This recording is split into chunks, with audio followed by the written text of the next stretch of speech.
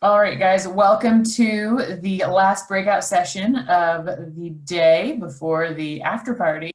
My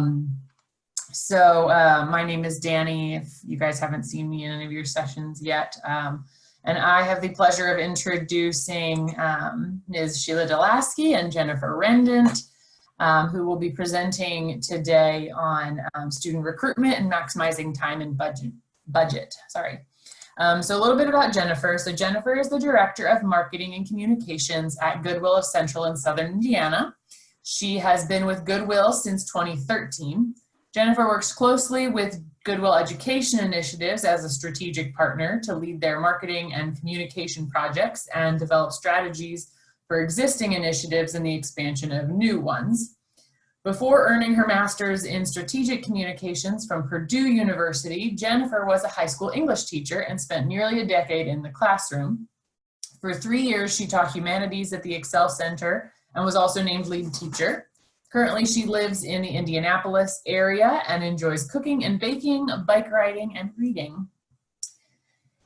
Sheila joined the Goodwill of Central and Southern Indiana team in June of 2017 to support the work at the Indianapolis Metropolitan High School as they evaluated their model and determined their next steps.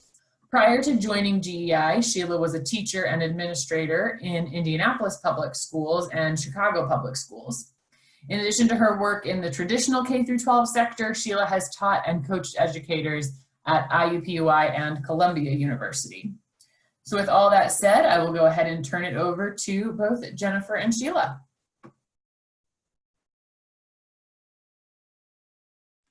Thanks, Danny. Appreciate it. Hi, everyone. We're happy to have you here. Hope that you've had an awesome day so far. Danny did a pretty good job of introing us. And so if you have any questions or want to know more about our experiences, we included our contact information at the end. So definitely let us know. So we have a couple of things that we're hoping to achieve today. We really want to go through and just talk with everybody and explain our learnings around how do you best figure out who your audience is and how to reach them, figuring out what relationships will most positively impact your school, both internal stakeholders and external, and then figuring out what are some concrete things you can do to establish those relationships and partnerships so that you can drive student enrollment.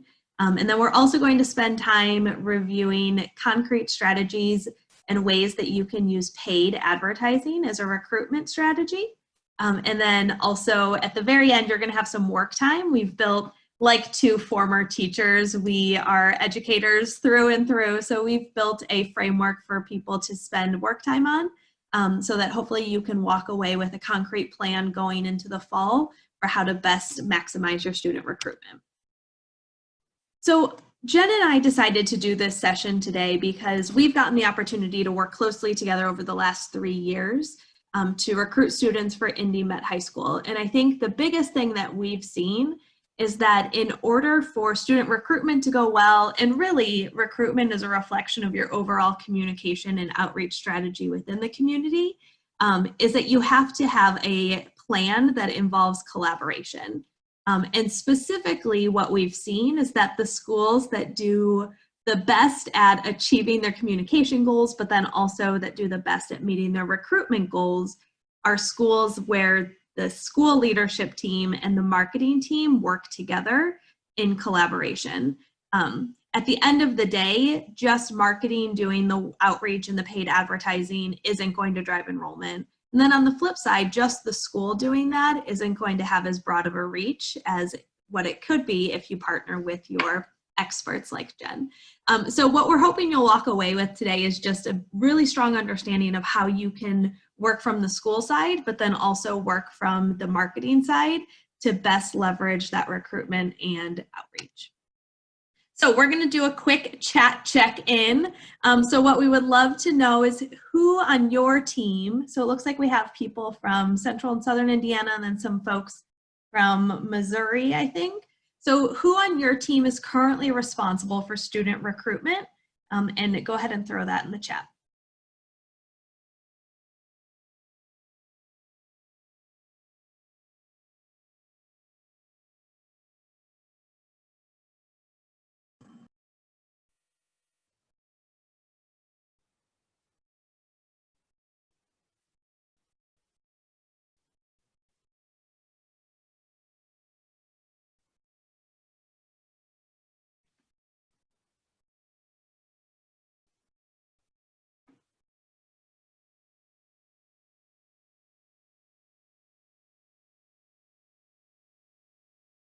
All right, so it looks like for Mark, everybody's working on staff recruitment. We love that answer because that means that there's a lot of collaboration. To maximize everyone to a degree. Yes, we completely agree. And Jen, okay, perfect. So you guys, it sounds like are coming, hopefully with the strong understanding of that collaboration is going to be key. So hopefully after we finish our session up today, you'll feel like you have that plan for who on the team is best situated to play different roles. All right, so I'm gonna hand it over to Jen to talk through some of the data that we use to drive our decision-making.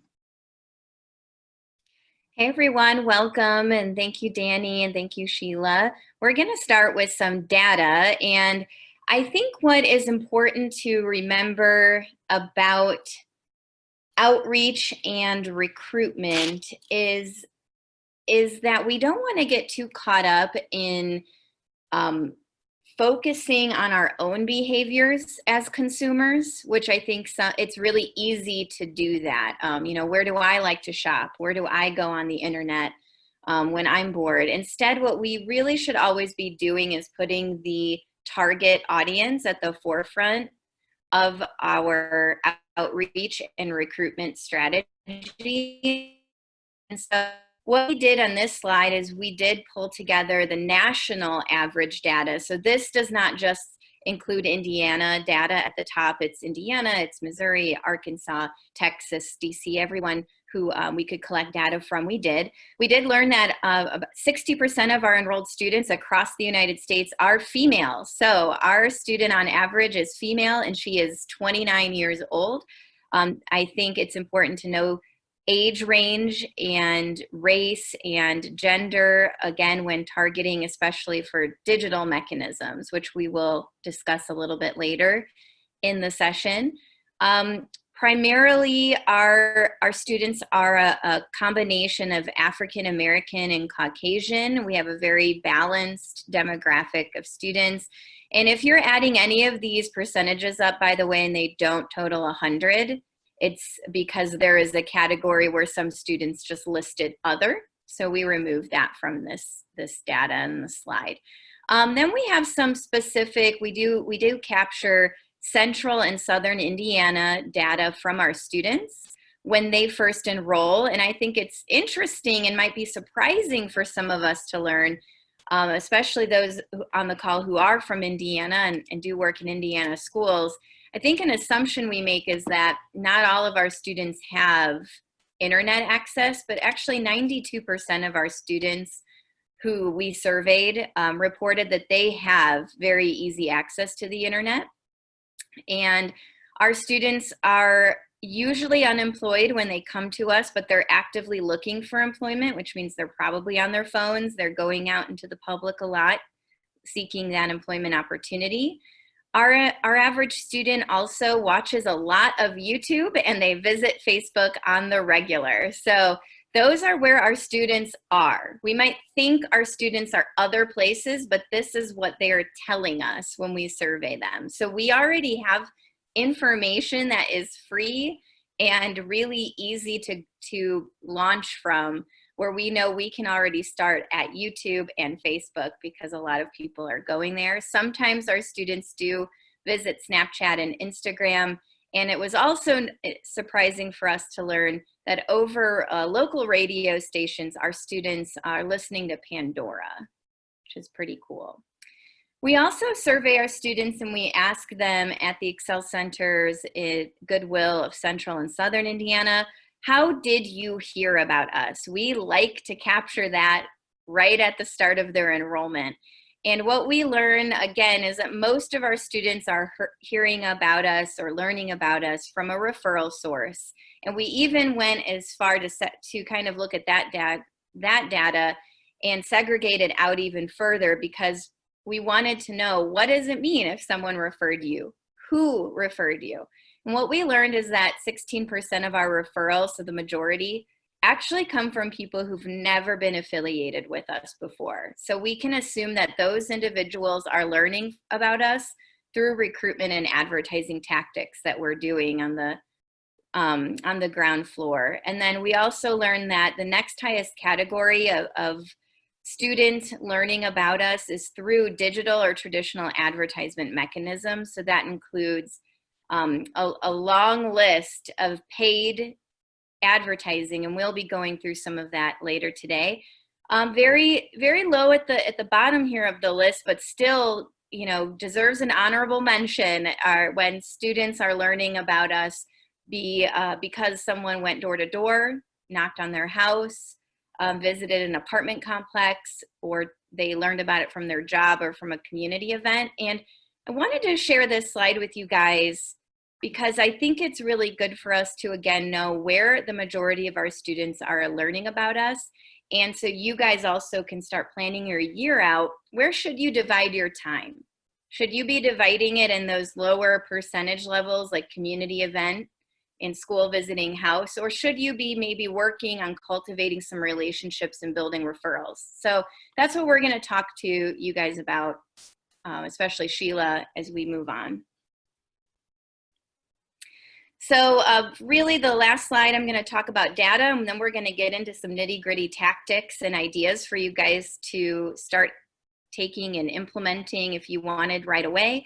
That student recruitment is a team effort. It's not, like Sheila already mentioned, and you'll hear us say several times, we really want to emphasize it's not all the school's responsibility, and it's not all of a marketing department's responsibility. It really does all work and flow together. It also depends on just where your region is in how established you are in the community. I think it also is important to know that every impression counts. Recruitment is not a faucet that people can turn off and turn on whenever they'd like. Recruitment has to be a consistent flow of tactical approach. So you never know, but one home visit, one ad viewed, and we put one radio public service announcement might equal one student recruitment. We do learn on average our students need to hear us or see us at least 9 times before they will enroll in our school. It sounds like a lot, so that's why it is a collaborative effort. It can't just be all on one person. Something to consider as we dive into the presentation, this last bullet point, is that we do need to pay attention to the times that we're currently in. We are in a very odd time in 2020. There's a pandemic. People are staying home more often than ever, and people are on their phones more often than ever. So you might have been leaning very heavily on out-of-home advertising and door-to-door recruitment. That might not be the best approach this year. Digital consumption is up, and so our average consumer is out there. Now let's go figure out how to get them. So that's pretty much it for me for data. Sheila, if you want to start telling everyone about school's role in recruitment. Definitely. So thanks, Jen. So I think as a school-based person who doesn't have a marketing background, but as somebody who works with students and families and community partners regularly, I think the biggest thing that I've taken away from working with Jen and working with our marketing team is that bullet point she had around it can take 3 to 4 to 9 impressions before somebody enrolls. And so as we think about the possible impact and how do we make all of those different impressions, I think it's really important, and it sounds like all of you and your teams are already doing this, that everybody sees themselves as a person who's responsible for outreach. I think the other important thing is that there's a clear plan that prioritizes, like Jen said, of what role will marketing play and what role will the school-based team play. So we're going to be ambitious here and change screens for a second. So Jen, can you see my Excel sheet with the example? Yes. Okay, perfect. All right, so what we did, and we're going to share this with all of you, so don't stress if you can't read it key by key, but what we did is we took the best practices from our most successful schools and from our schools that are best at marketing and outreach, and we put together a sample plan of how they approach their recruitment season. And so there's a couple of key points that I want to just pull out for you, and then at the end we're going to dive more deeply into some of the other tools and tactics that we included in this recruitment template for you. And then we'll also share it with you so you can all make a copy. But as you'll see, what we see schools that are really strong at recruitment doing is number one is prioritizing. So there are a million different things that you can do to recruit, but each community and each region is going to be different. And so as your team is brainstorming with your school-based people and your marketing people coming together, it's really important to prioritize which strategies are going to work best in your community. And if you have that data specifically for your student enrollment, you can really use that to drive your prioritized strategies. You'll also see that the template includes the method, which is just what strategy are we using. But then we also have found that it's really important as you build out this plan to think about who's going to be ultimately responsible for each strategy. And you'll see that there's a number of different names here. We included, just for your context, if the people were school-based, if they were marketing team-based or central office-based, so that you can kind of see the different teams that are contributing. And then we also think through who needs to support with that.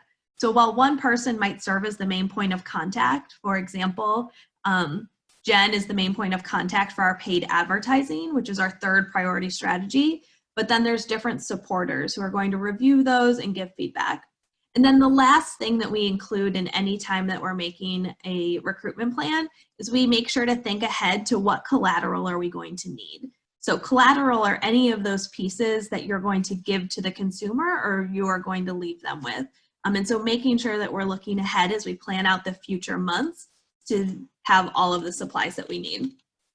There's other pieces here down at the bottom that we're going to talk about when we get to our work time. But as Jen and I go through some of these strategies, I want you to have this template in mind so you can really think about like, okay, what in my community are the things that I would put as first priority, second, and maybe prioritize less because you know they're not as high impact. All right, I'm going to switch back. All right, so some key plans or key strategies that schools can do. So like Jen said, what we've seen is that relationships and referral partners can be really strong places to get student referrals.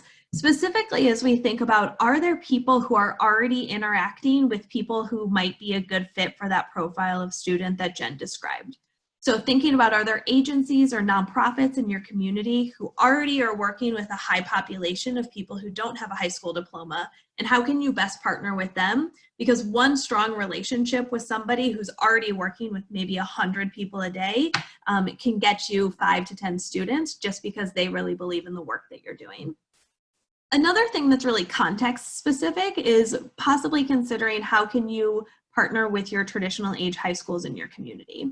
So I can speak to Indiana, but our Excel centers here in central and southern Indiana, they understand that for a traditional age high school in Indiana, they're really focused on their 4-year graduation rate, which means a strategic partnership with a high school every January and saying, hey, do you have any students who look like they're not going to be able to make your 4-year graduation rate? Is there a way that we can have a smooth transition plan for them to go to the Excel Center? Is mutually beneficial to both of you. So it's helpful to you because you're getting students who are a good fit for your school. And then it's also helpful to them because they're not having to worry about it all of a sudden June hits, a student didn't graduate on time. It's a negative impact to them from an accountability standpoint with the state, but it also puts their team on their hind legs as they try to figure out a plan for that student. So really understanding that local context can be really helpful. The other thing, which again, you guys all already have acknowledged, is that all staff are constantly being ambassadors out in the community. So as they're at events, whether that's at a church or out at a community event, thinking about who should they be sharing the Excel Center story with? Who should they be reminding of the work that we do so that they can also share it in their own lives?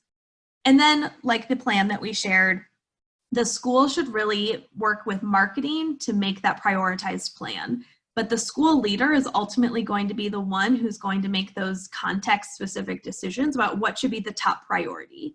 We know, and it's more so now than ever, that our school-based staff are working around the clock to meet student needs. And so at the end of the day, we're going to have to pick some things to do, and we're going to have to deprioritize others.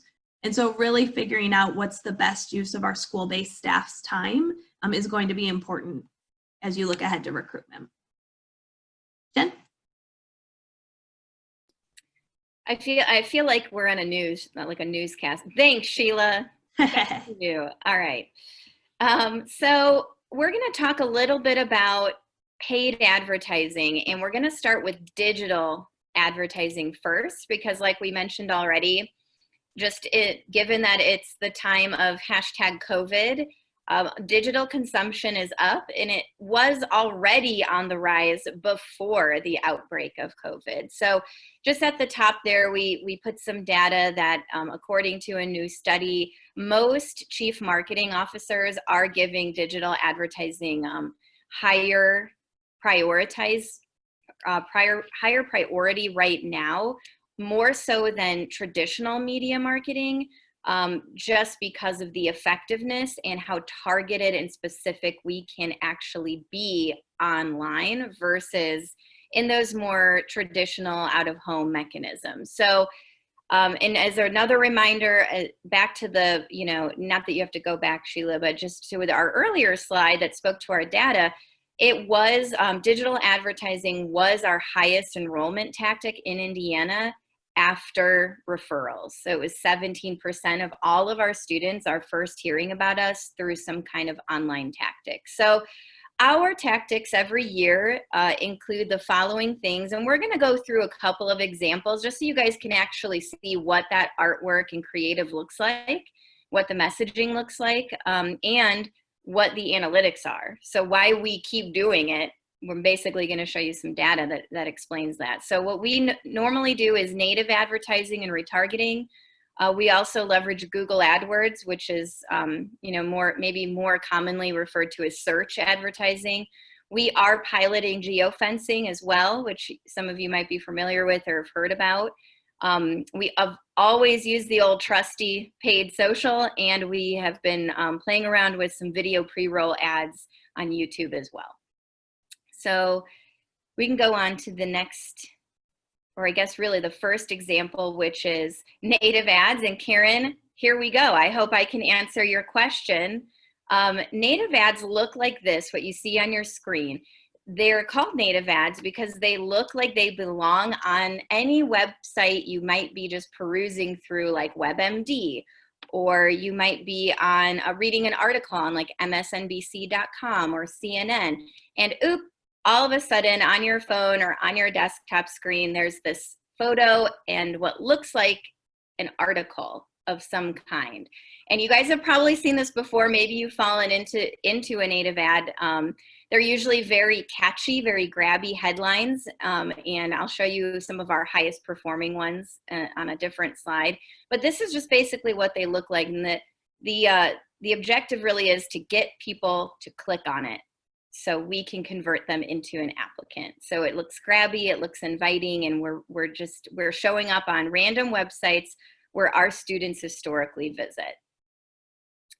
So you can move on to the next one, and here's some data that shows us how well these native ads actually work. So this was a flight from this year. It was before COVID.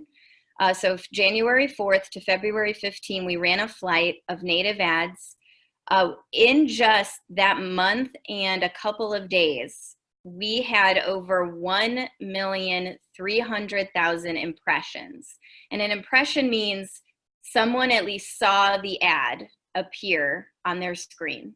So maybe they scrolled past it, but they at least had the opportunity to see the ad and see the logo, which is pretty amazing for just 1 month. Compare that now to door to door.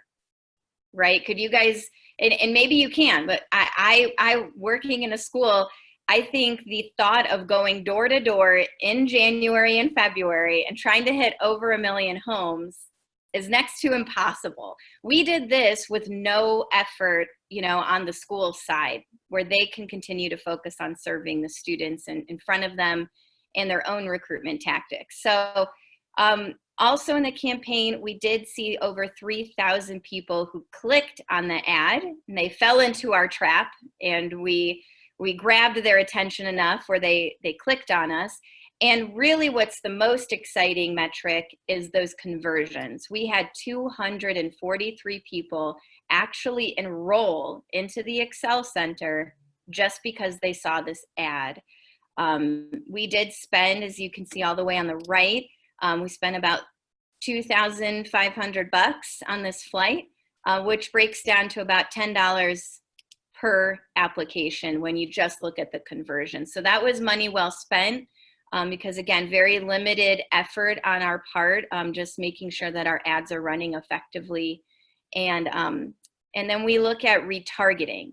So retargeting means basically someone saw our ad and they engaged with it enough where they kind of fell into this list where now our ad will follow them around wherever they go on the internet. I don't know, have you guys ever done that? I look up a pair of shoes on like Macy's.com and I don't buy them because they're too expensive or for whatever reason, and then it follows me around for the rest of my life, it feels like. That's what we do.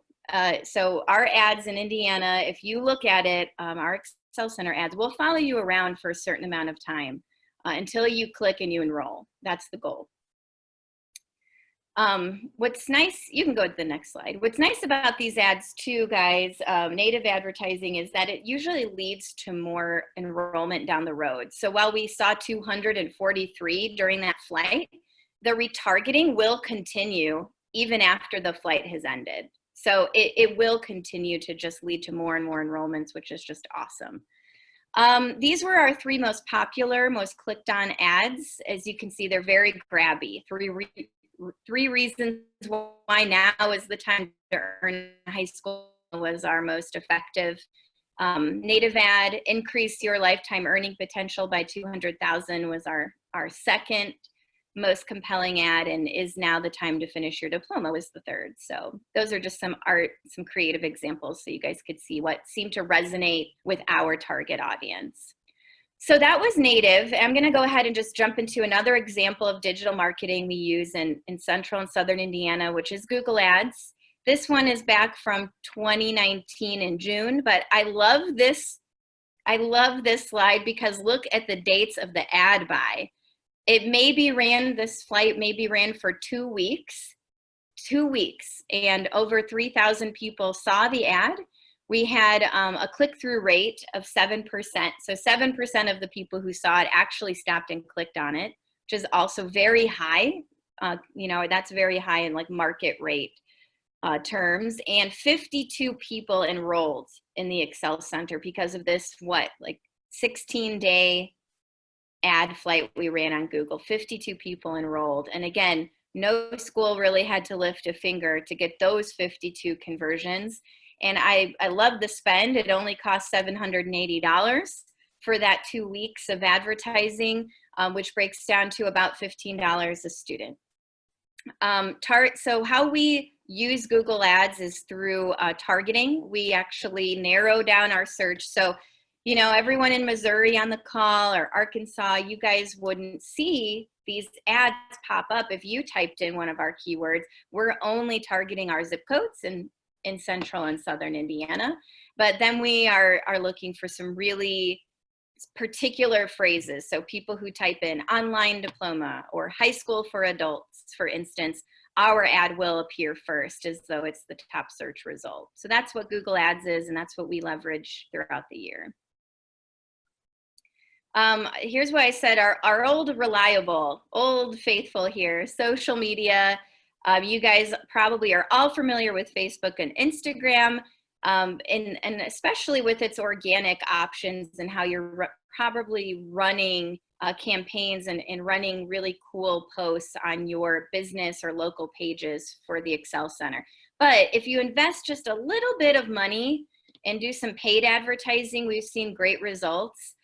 So here is one of our campaigns. We typically run like 5 or 6 every recruitment season, but I wanted to show you guys our awareness campaign, because everything in marketing, as you guys probably know, starts with a funnel of awareness and goes down. So starting with awareness, we budget about $1,000 to $3,000 for, I would say a couple of months, maybe a month or 2 run. You can invest more and you'll probably see better results. Advertising, unfortunately, is a pay-to-play field. So the more you invest, the more results you'll see. We push people out to our enrollment page, and that's how we're tracking the effectiveness of this campaign. And you can see some examples of the posts we share below. The art we choose typically we want to demonstrate that our students are very clearly adults.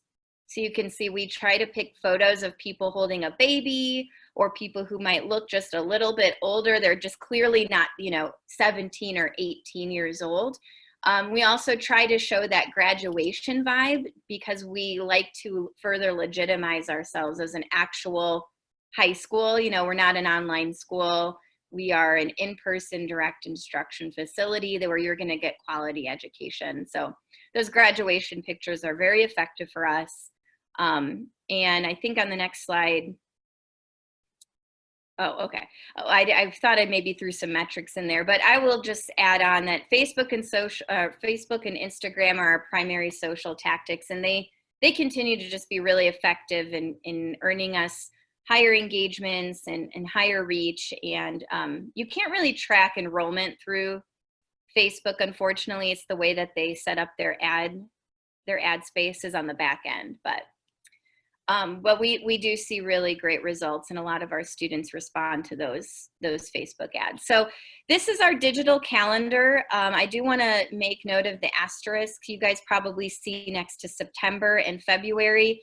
Here in Indiana, those are our budgeted count days. So that's where we are actually pulling the number of students we have in those months and reporting it out to the state, and that's how we're budgeted. So those are the months you'll see. It's a bulkier tactic month, bulkier tactic couple of months. And so it's through those months, we usually run social, native, retargeting, Google search, geofencing, which we didn't cover, streaming audio, which we didn't cover, and YouTube, which we didn't cover. And all of that is leading towards an ultimate goal of enrollment. But like I said earlier, recruitment, I mean, you'll hear me probably say it a million times if I work closely with you in Indiana. Recruitment is not a faucet that you should be turning off and on. It's continuous flow. So we don't stop our ads after our budgeted count day. We continue them, but we switch out the messaging a little bit. So starting in October and all the way through December, we continue to run ads, but it's more to build that awareness, and we highlight our data. We try to show off the metrics that we've seen. We look for geofencing in native and retargeting to legislators who might vote for us in the next biennium and vote for our seats. So all of it it's a continuous cycle, and as you can see, it's all year long from July to June. So we wanted to do a quick check-in, see how you guys are doing. And I see we're getting some questions already. What questions do you guys have about implementing digital recruitment? And I see, Joe, you're asking about, a goal or guidance for the cost. Really, that's a question we've been asking ourselves for years in Indiana, especially because technology has evolved so much. Where we were 5 years ago and what we were spending 5 years ago just doesn't look like it does today, right? We're already talking about playing around with Snapchat ads now because they just got into the advertising game. And so really we pilot a lot of campaigns and we see which are the most effective. I would recommend if you look at your analytics and you're spending more than $50 on a conversion, that's too much. I would say stick to that $10 to $20 price range, and you know that's an effective campaign. And that's just my opinion, but that's what we've seen in Indiana as being worth the most bang for our buck. And then how is this structured? Yes, for individual schools serving different populations. And again, in Indiana, since we have 15 locations, it is very different, right? It does differ based on the audience. And then at the same time, it's not. Like something I always ask my, the school directors here to think about is Target. That's a really recognizable brand. I think many of us probably shop at Target. Guilty as charged right here. And, Target doesn't make a different commercial for every community in Indiana. They have one commercial. and they broadcast it to all of the communities. I really don't think our messaging has to ever change.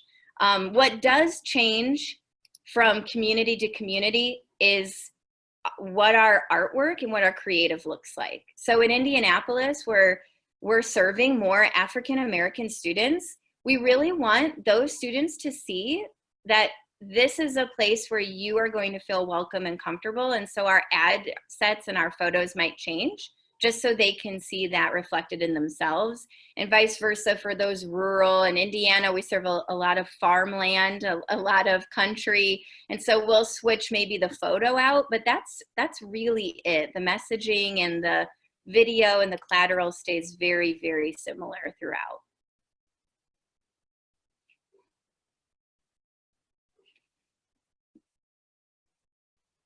So if there's no other questions, we'll jump in. And please feel free to keep adding questions to the chat. That's great for you guys to keep getting your thoughts out there. I'm just going to show really briefly some OOH ads because we're not really running them right now because of COVID, but they still do have a place in the advertising game. And I think especially seeing that a lot of our referrals do come from those friends or family members not affiliated with our schools, it does show that they might be born, that referral might be born from out-of-home advertising. So what we've done in the past is radio, outdoor, transportation or transit, and print. And on the next slide, I think we just show a couple of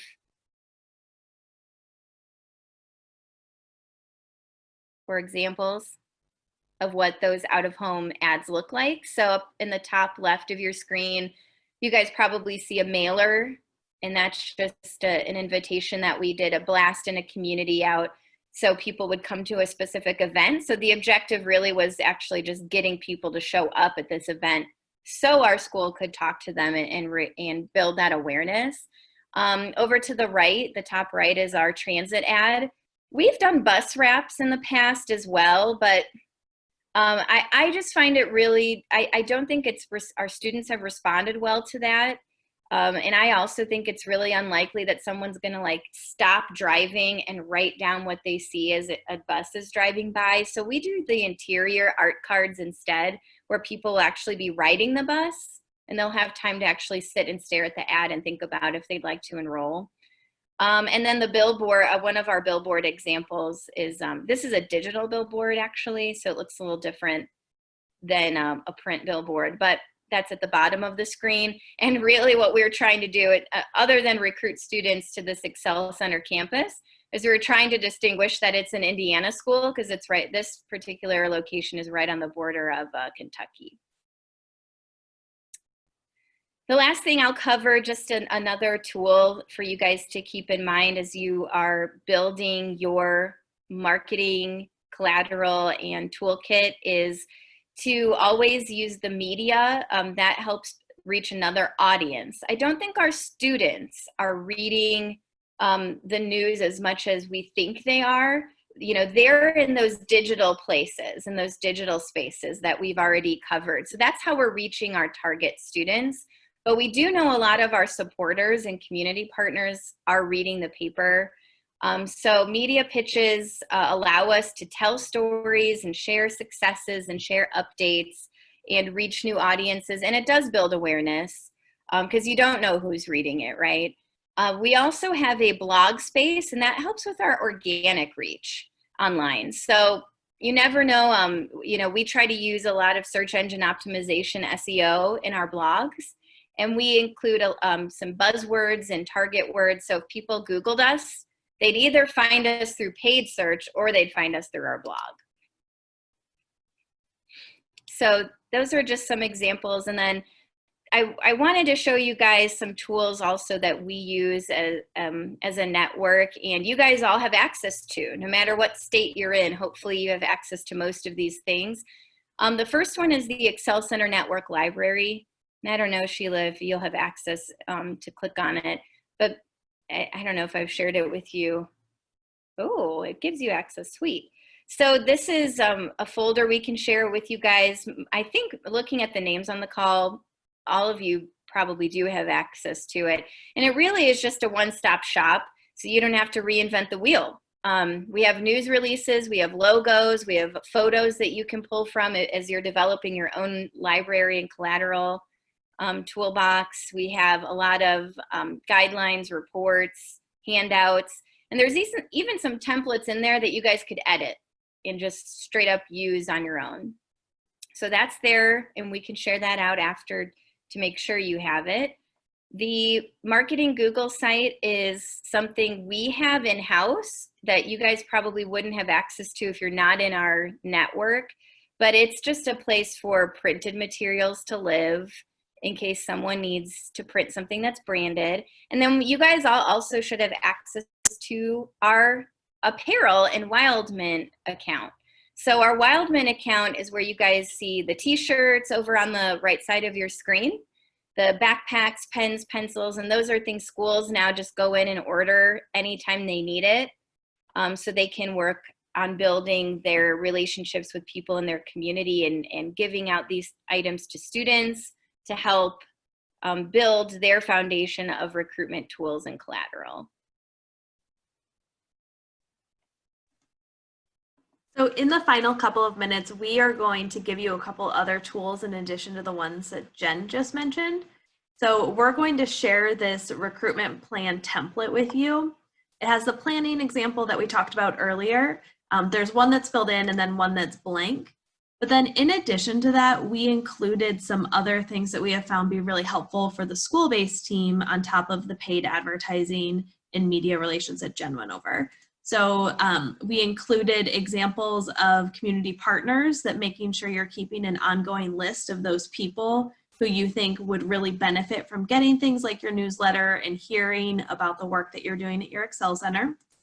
We included a school list. So if you think that reaching out to your traditional age high school and figuring out how to work collaboratively, especially if you understand how you might be mutually beneficial to them, making sure that you get the right people to contact to work with the kids, like the guidance counselor or the social worker, to work with kids who might be struggling.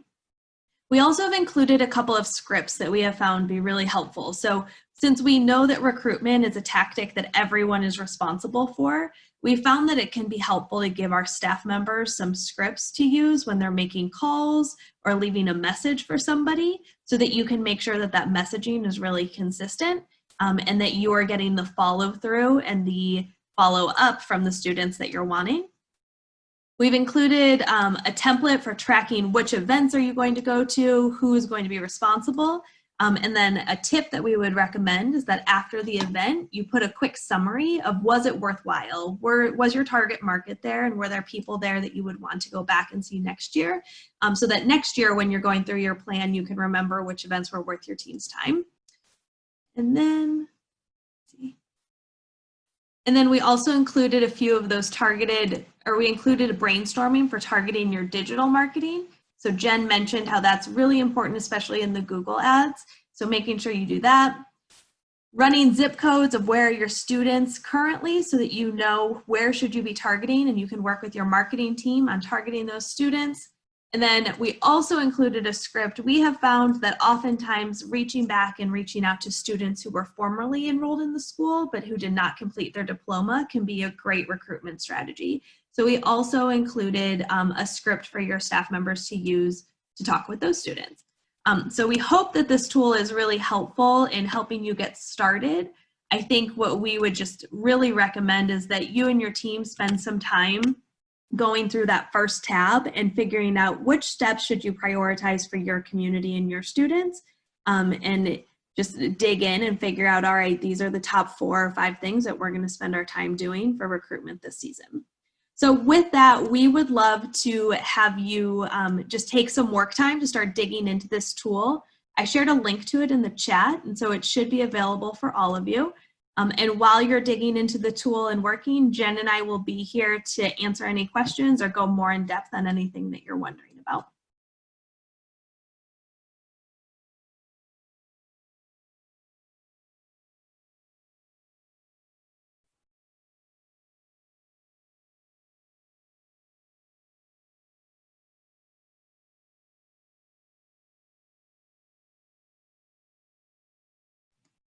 Jen, do you want me to talk about the student referral piece? I was just gonna chat and say I think you can speak best to that. Yeah, so Joe, really good question. Here in Indiana, there's actually a law that prohibits charter schools from giving incentives to students for student referrals. So that was put in place by our legislature a few years ago in response to some like not so great actions that some schools were taking, not us. But so what we do is we do incentivize our students to help us build potential pools, but it cannot be, we cannot reward them or incentivize them for only converted students. So what I mean by that is we might ask students to each give us 5 names, phone numbers, and email addresses, and then they get put in for a raffle for a gift card if they give us 5 people who they think would benefit from the school. But here, and I would just say like, it probably is best to not incentivize like a pay to enroll type of system, because I do think it has some optics that aren't great. And then in terms of local stakeholders, what we have really done is spent time figuring out who are the people that are really working with the students that we also want to be working with. So we have spent time building relationships with people at our local housing authority. We've spent time building relationships with people who work in the foster care system. Oftentimes our foster youth aren't graduating during the traditional 4 years, and so they need something different. They need something longer. We have spent time building relationships with people who are in the justice system because they are encountering students who have not finished their high school diploma. And so figuring out who are the people, like where are people who haven't finished their high school diploma? What are some other agencies or nonprofits that they might already be working with? And how do you tap into those? Jen, are there other specifics that you think that come to mind for you? I just added a question to you actually about speaking to community advisory boards and maybe how they are different than our operating board first, but also how they play a role, because I think it goes back, you know, Joe, you bring up a good point. I think that a lot of our schools do continue to struggle with finding that consistent referral from community partners. But Sheila, the Community Advisory Board, I think, is a really good example of something that works well. Yeah, I think something that like definitely we didn't talk about, but that's definitely to all of our benefits, is the power of goodwill as being part of our brand. And so we already have obviously our governing school board. And here in Central and Southern Indiana, and I would imagine in your communities as well, it's like pretty prestigious to be asked to serve on a board for goodwill. And so what we've done is our governing board has created basically and okayed that we can have a community advisory board for each school. And so the people who are on the community advisory board we try to get like in the sweet spot of people who are community facing, working within the community, but who are high enough within their organizations that they have power and influence over the other adults who are working there. So one example I'll give is like we have somebody from probation on our community advisory board, and they now once or twice or 3 times a year host their supervisor meeting on site at one of our schools. And after the supervisor meeting, they do a tour and meet with students. And it's that constant reminder of like, oh yeah, this is what the Excel Center does. This is what the schools do. But so on that community advisory board, some schools meet monthly, some schools meet every other month. But the main goal is to just continue to keep those people who are student facing and facing our kids before they're our students engaged in the work that we're doing. So we'll ask them for feedback on different initiatives that we're rolling out. We invite them to graduation. We'll keep them updated as things change, just so that we can make sure that we're truly partnering with them. The other thing we do is we ask how we can help them, which is also helpful because a lot of times it's mutually beneficial for them too.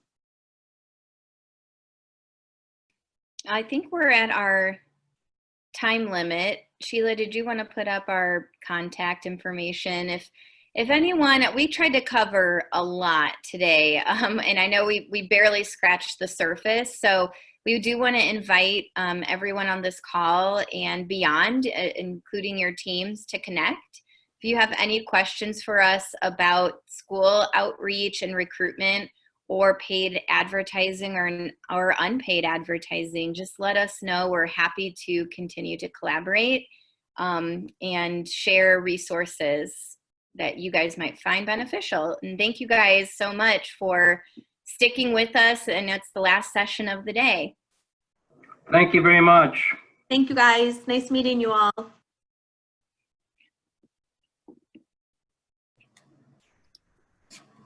Hi, Jan. I miss you. I miss you too. I'll come visit soon. Okay.